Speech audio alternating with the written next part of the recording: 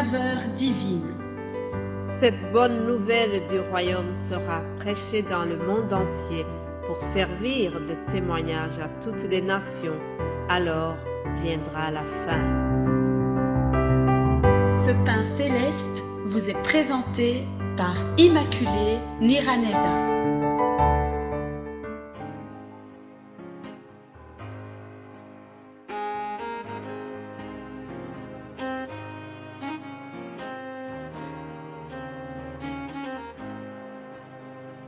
Bienvenue très chers amis à l'écoute de cette émission. Que la paix de Christ soit avec vous. Je remercie l'Éternel qui nous donne encore ce nouveau jour. C'est une occasion pour se repentir. Chaque jour qui s'offre à nous, nous devons l'utiliser pour être meilleurs, pour se rendre meilleurs, pour se sanctifier davantage, pour que notre Seigneur nous trouve agréables à ses yeux. Alléluia. Alors vous savez que nous sommes dans la semaine qui a été dédiée à la reconnaissance à Dieu, les actions de grâce que nous devons donner à notre Seigneur. Et nous continuons donc dans cette idée. Je vous propose de lire le psaume 145, quelques versets avant de commencer la méditation du jour. Chaque jour, je te bénirai et je célébrerai ton nom à toujours et à perpétuité.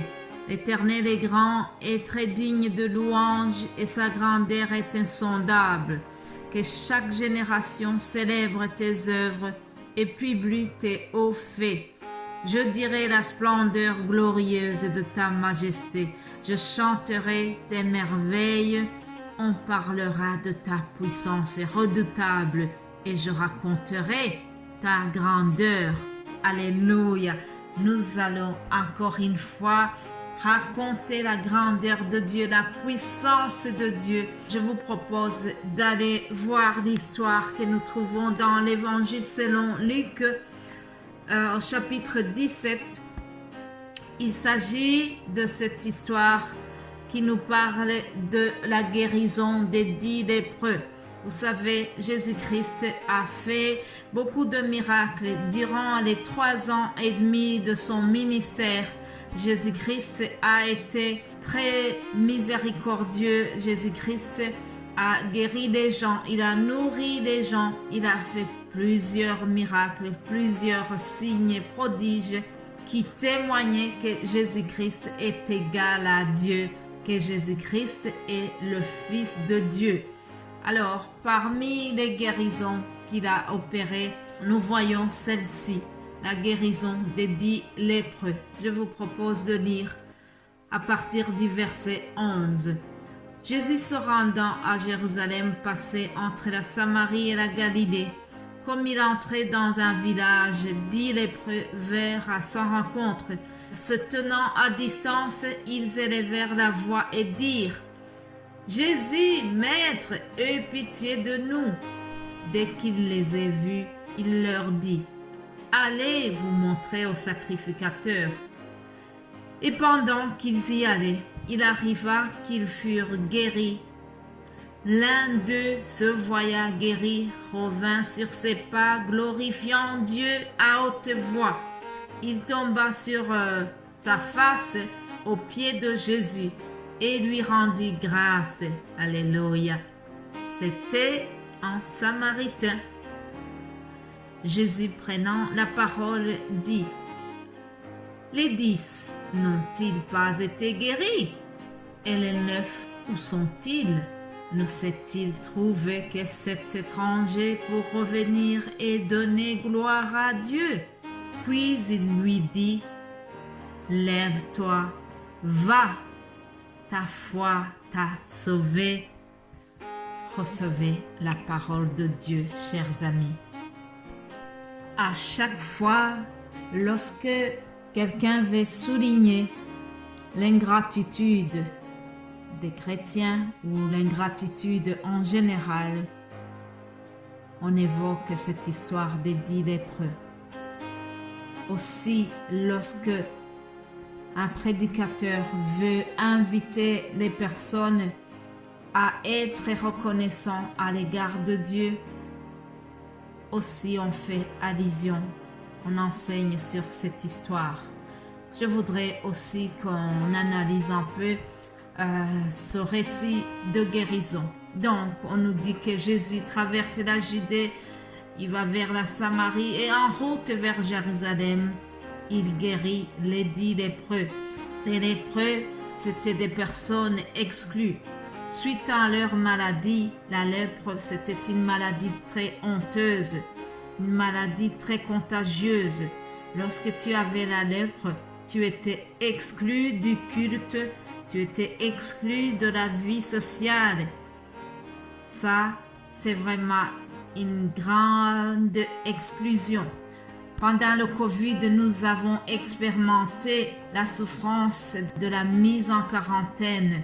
Moi-même qui vous parle, je remercie Dieu qui m'a guéri du Covid. Tout au début de cette pandémie, c'était au mois d'avril, j'étais malade du Covid. Alors, je devais rester en quarantaine dans la chambre, privée de faire des câlins à mes enfants, privée d'être à table avec ma famille.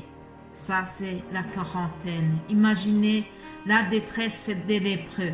Et ils étaient en quarantaine toute la vie. On les mettait même en dehors du village. Ils devaient rester à un endroit en dehors du village, en dehors des autres pour éviter toute forme de contagion.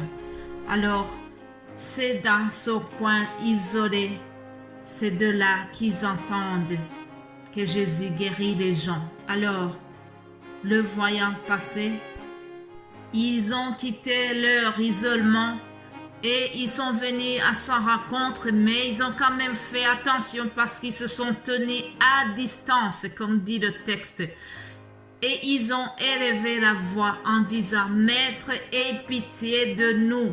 Ces lépreux-là, même si ils étaient exclus, même si la société les avait rejetés, ils avaient confiance en Jésus-Christ. Ils savaient que Jésus est venu pour guérir toutes sortes de maladies. Alléluia. Ils avaient certainement entendu parler de tout ce qu'il avait fait auparavant. Peut-être qu'ils avaient entendu parler de cette guérison de ce monsieur qui se tenait au temple. Peut-être qu'ils avaient entendu parler de la guérison de cet aveugle. Les 10 lépreux avaient une révélation que Jésus-Christ a pitié de tout le monde. Alléluia. Alors, Jésus a entendu leurs cris.